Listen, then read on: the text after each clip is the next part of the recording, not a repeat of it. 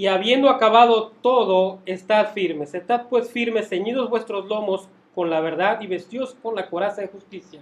Y calzados los pies con el apresto del evangelio de la paz. Sobre todo tomad el escudo de la fe, con que podáis apagar todos los dardos de fuego del maligno. Y tomad el yelmo de la salvación y la espada del Espíritu, que es la palabra de Dios. Orando en todo tiempo, con toda oración y súplica en el Espíritu, y velando en ello, con toda perseverancia y súplica por todos los santos. Entonces, como les decía, el armamento romano era muy vasto, tenían muchas armas, lo que portaban los soldados se componía de muchas cosas, pero Pablo selecciona aquellas cosas, aquellas armas, aquel armamento, aquella armadura que le va a permitir enseñar esta verdad espiritual. ¿Okay? Entonces, primeramente, dice que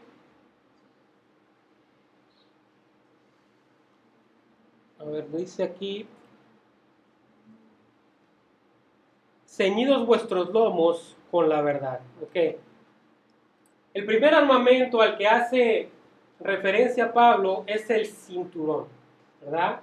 Y el cinturón tenía una cualidad muy importante y era primeramente pues sostener toda la armadura, pero además de eso el cinturón tenía como unos flecos que colgaban, ¿sí?, para proteger las partes nobles, ¿verdad?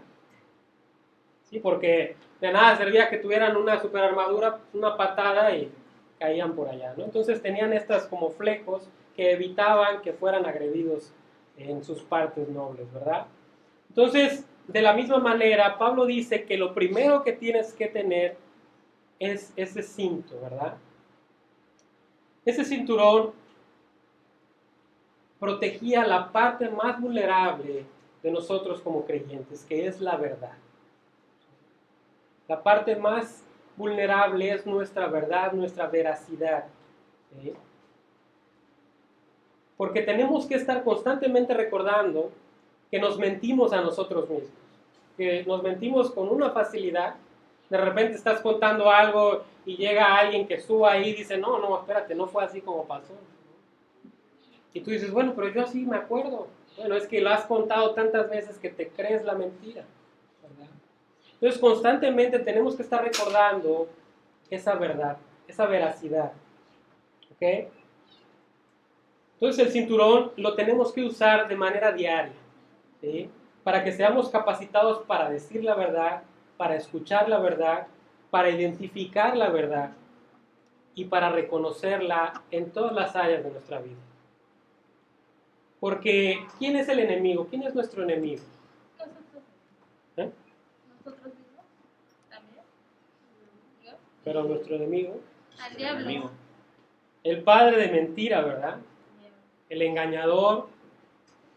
Así que si no te pones el cinto de la verdad, si no estás constantemente analizando tu vida de acuerdo a la verdad, o sea, no te molestes en ponerte el resto de la armadura. Porque una vez que ataca nuestra parte más vulnerable, somos destruidos, ¿verdad? Si la mentira entra, estamos perdidos completamente. Si nos empezamos a creer la mentira, vamos a caer, ¿verdad? Entonces, el cinturón es primero y es lo más importante. Luego dice, vestidos con la coraza de justicia. ¿Qué es la coraza? Bueno, pues es la pechera que cubre todos los órganos vitales, ¿verdad? Porque si no tienes eso y alguien llega y te perfora el corazón o te perfora el pulmón, pues ya no puedes pelear, ya no puedes ayudar mucho a la batalla, ¿verdad? Entonces tienes que proteger todas esas cosas que son esenciales, ¿verdad? La coraza de justicia está hablando de algo que te pones, no está hablando de la justicia que se nos es imputada a través de lo que logró Jesucristo, porque esa no te la pones tú, esa te la pone Dios, ¿verdad? Dios te hace justo delante de Él. Aquí está hablando de algo que te pones, ¿verdad? Entonces, se refiere a el enfoque que debemos de tener con respecto hacia hacer lo correcto. ¿Sí? Cada vez que hacemos lo correcto, protegemos nuestro corazón para las siguientes decisiones. ¿Sí? Tomar una decisión correcta te pone en el lugar indicado para la siguiente decisión. Tomar una mala decisión te va a llevar a otro lugar. Imagínate que vas manejando de aquí a la Ciudad de México. ¿Sí? Tomar una mala dirección te va a llevar a otro lugar. Yo me acuerdo que veníamos de regreso hace mucho tiempo y nos habíamos ido y nos fuimos por Mérida. Y de regreso no me di cuenta y nos metimos por Campeche. Y entonces se me hacía eterna la carretera, ¿no? Y dije, no, o sea, algo tengo que hacer, ¿no? Y entonces en ese entonces no había GPS y ya sabes, saco mi guía Roji, ¿no? Y entonces empiezo a ver el mapa y veo una carretera que atravesaba justo en medio y llegaba hasta Cancún, ¿no? Y yo dije, pues por ahí me meto, ¿no?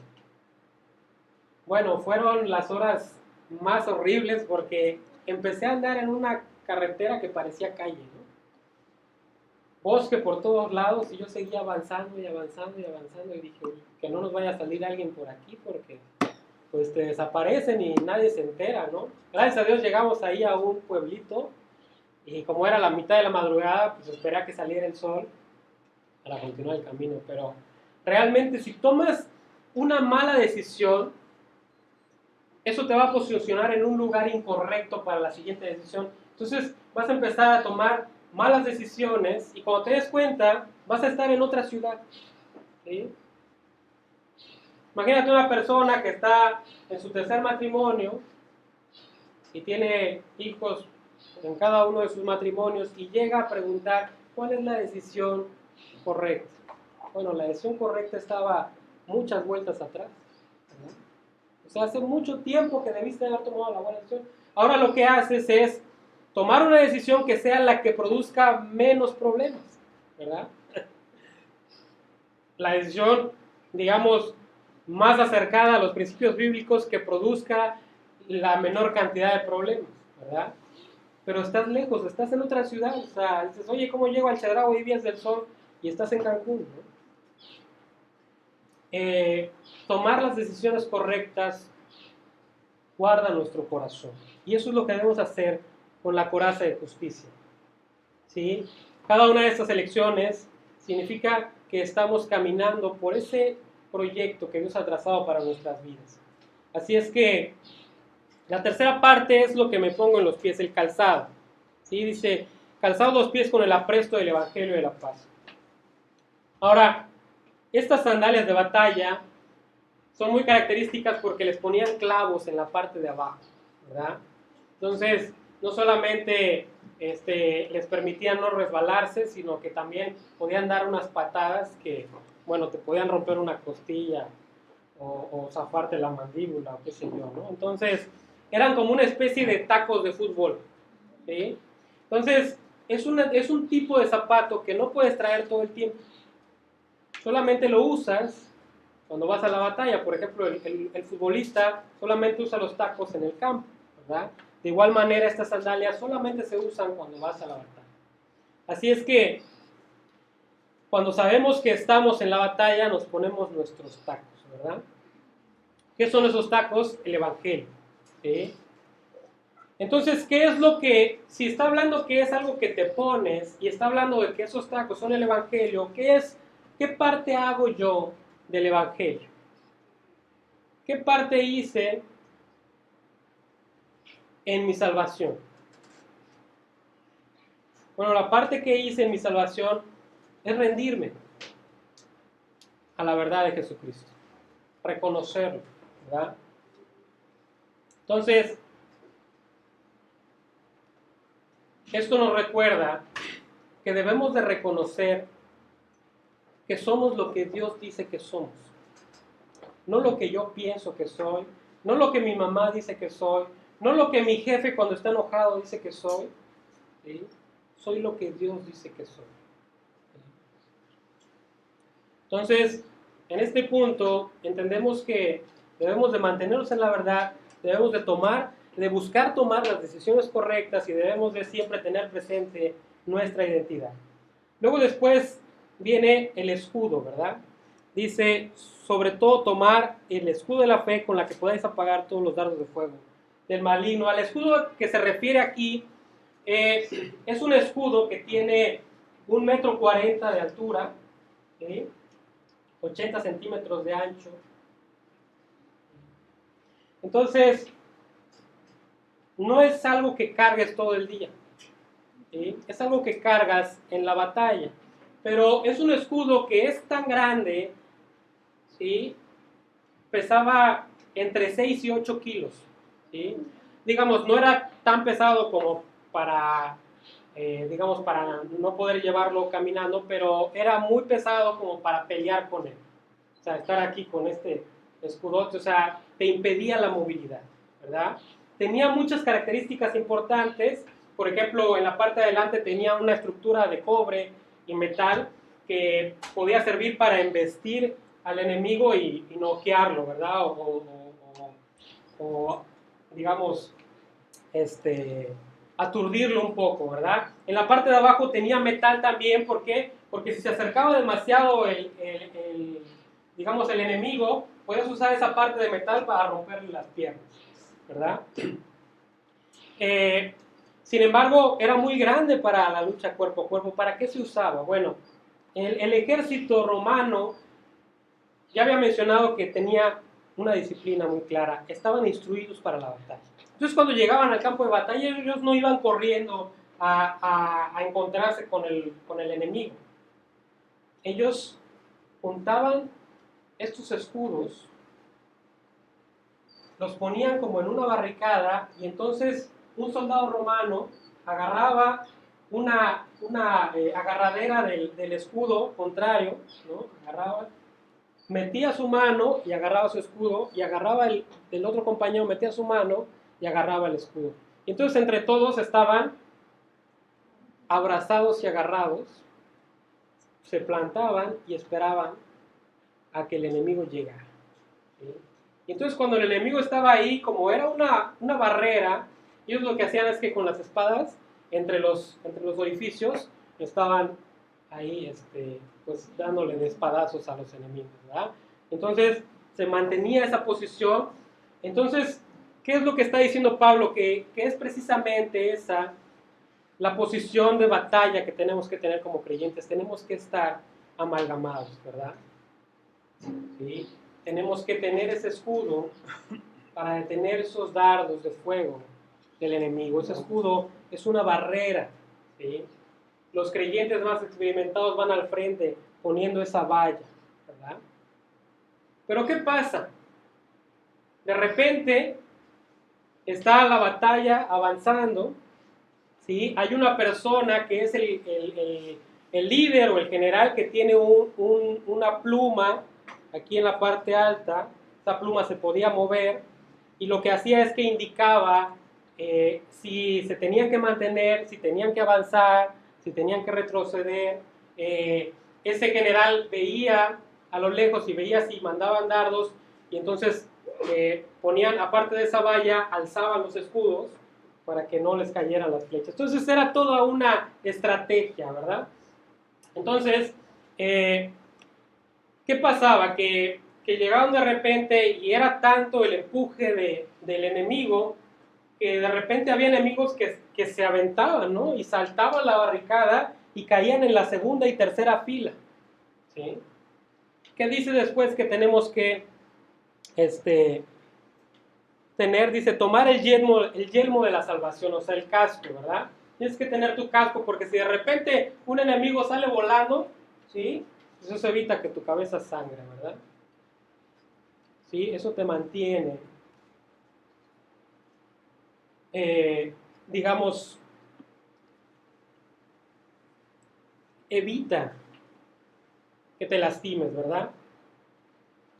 Entonces, debemos siempre de recordar en esa salvación que nosotros no aportamos nada y que Dios nos dio todo, ¿verdad? No de acuerdo al mundo, sino como dice en el capítulo 12 de Romanos, renovando nuestra mente de acuerdo a la palabra de Dios, ¿verdad? Ahora, ya saltó, ¿verdad? Ya te cayó encima, pero tenías el casco de la salvación, estabas firme en lo que Dios te ha dado y pues no te noqueó, ¿verdad? Y entonces de repente está ahí el enemigo, ¿qué haces? Pues tienes que luchar con él, ¿verdad? Y luego dice,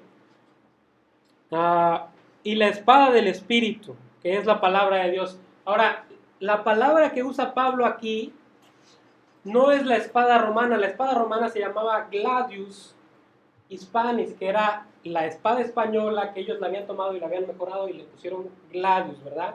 Y era una espada larga, pero imagínate que tú estás en el batallón y estás haciendo fuerza para mantener la barrera, de repente sale un enemigo y cae ahí en medio. Imagínate que tú sacas la espada. Cuando le haces así, ya mataste a uno de tus amigos acá. Cuando le haces así, ya le diste al otro, ¿no? O sea, no se puede. No es la gladius la que está diciendo Pablo. La palabra que usa Pablo aquí es mahaira, ¿sí? Es una daga. Y entonces el soldado romano tenía aquí, en el pie, en la pierna, tenía unos cueros en donde tenía una daga, ¿verdad? Esa es la mahaira, esa es la espada que Pablo está diciendo aquí, ¿sí? Y luego dice, espada del Espíritu, que es la palabra de Dios. La palabra y palabra que está usando Pablo no es logos. Cuando los evangelistas se refieren a la palabra de Dios, hablan de logos. Por eso dice Juan, en el principio era el verbo. El verbo era con Dios y el verbo era Dios. En el principio era el logos. Logos es la palabra escrita de Dios. Lo que está usando aquí, que se traduce como palabra, es la palabra rima. No rima como la de la canción, sino con una H intermedia, que es la palabra que tú almacenas en tu corazón. La que de repente vas leyendo tu texto y parece que un versículo salta y parece que Dios te está hablando y te presenta cómo debes de conducirte con respecto a lo que estás viviendo, ¿verdad? Y esa palabra la almacenas en tu corazón, la palabra que estás memorizando y que se está quedando ahí, ¿verdad? Porque cuando estás en la batalla, no te vas a poner ahí, mira, aquí en Romanos dice, o sea, estás en una batalla, estás peleando.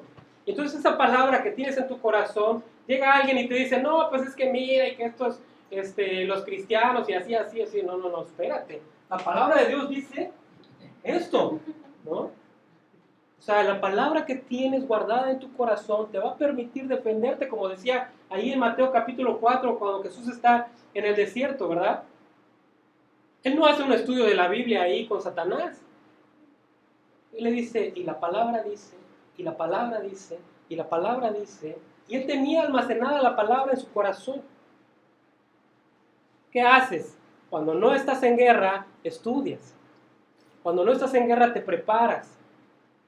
Cuando no estás en guerra, almacenas esa palabra en tu corazón para cuando llegues a la batalla, tengas la mahaira, tengas esa daga que te permita no ser engañado, ¿verdad? La palabra de Dios dice así, no me vas a engañar, no te vas a salir con la tuya, porque yo sé lo que dice la palabra de Dios. Luego dice el último versículo que leímos, ya me fui hasta Romanos, dice, orando en todo tiempo, con toda oración y súplica, en el Espíritu y velando en ello con toda perseverancia y súplica por todos los santos. En el campo de batalla, aparte del regimiento, hay unas personas que están todo el tiempo vigilando cuál es el siguiente movimiento del enemigo, ¿verdad? Tenemos que estar velando en oración. Tenemos que orar por los demás. Por eso cuando llegamos aquí, preguntamos si alguien tiene algo que compartir, porque eso nos permite orar por cada uno de ustedes. Nos permite apoyarlos en oración, cubrirlos en la oración. Nos permite estar pendientes en la batalla de cada uno de nosotros, ¿verdad? Eso es lo que tenemos que hacer en todo el tiempo. Estar alerta del siguiente movimiento del enemigo. Así es. Siempre tenemos que estar pidiendo por ese restablecimiento, reabastecimiento, esa renovación, esa revitalización de aquellos creyentes que están en la batalla, de aquellos creyentes que están pasando por circunstancias. Los tenemos que apoyar, tenemos que fortalecernos como familia, tenemos que abrazarnos unos a otros y avanzar en esta batalla. Tenemos que dar esos pasos que nos permitan ir ganando terreno, ¿verdad? Tenemos que estar firmes en nuestra identidad, reconocer que hemos sido llamados, que somos parte de la familia de Dios, que se nos ha dado la herencia, que eso nos ha dado una identidad y eso nos permite comportarnos de una manera diferente. Y a través de eso, permitir en familia ser edificados unos a otros y cubrirnos en oración. Así es que ese es el llamado, esta es la conducta que debemos de manifestar como creyentes y esta es la armadura que tenemos que tener para la batalla. Esto es a grandes rasgos lo que podemos ver en el libro de Efesios y es una enseñanza importantísima en cuanto a cómo debemos, digamos, cuál es el objetivo hacia donde estamos caminando. Pues vamos a orar para terminar. Yo me quedé con una duda Sí. en cuestión del escudo, con la palabra que representa el escudo. O sea, el escudo es yo alimentarme de la palabra para que con eso yo me proteja. A ver.